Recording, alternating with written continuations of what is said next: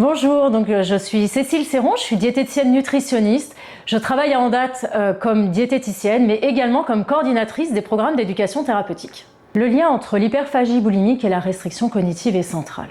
En effet, la restriction cognitive, c'est le fait de contrôler ou avoir l'intention de contrôler son alimentation à partir de règles mentales dans le but de maigrir ou en tout cas de ne pas prendre de poids. De ce fait, les sensations corporelles ne sont peu ou plus perçues ni écoutées. La restriction cognitive va entraîner une surcharge mentale, la personne étant constamment en train de réfléchir à ce qu'elle doit ou à ce qu'elle ne doit pas manger.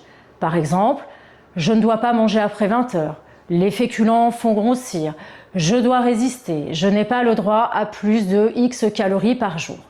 Autrement dit, la personne va manger selon ce qu'elle pense devoir faire et non selon sa faim, ses sensations alimentaires ou son plaisir.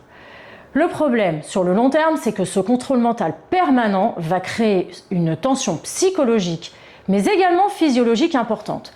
Plus on va tenter de contrôler son alimentation de manière rigide, plus le risque de perdre le contrôle va augmenter. Par ailleurs, ce mécanisme maintenant est très bien décrit. La restriction cognitive va entraîner une déconnexion progressive des sensations alimentaires, la faim est ignorée, certains aliments deviennent entre guillemets interdits et manger peut devenir une source d'angoisse mais également de culpabilité importante.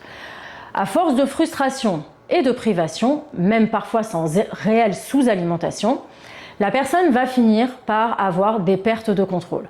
C'est là que viennent s'insérer les crises d'hyperphagie.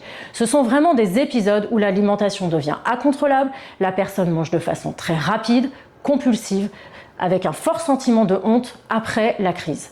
Ce qui est important, c'est que la restriction cognitive n'est pas seulement quantitative. Elle peut être également nutritionnelle, le fait de supprimer certains aliments parce qu'ils sont vécus par la personne comme mauvais. Elle peut être également mentale, avec une surcharge mentale, c'est-à-dire on pense constamment à son alimentation. Émotionnelle, c'est-à-dire qu'on s'interdit de ressentir le réconfort alimentaire, et morale, classer les aliments en bons à manger ou à mauvais à manger. Et plus les crises surviennent, plus la personne veut, entre guillemets, se reprendre en main.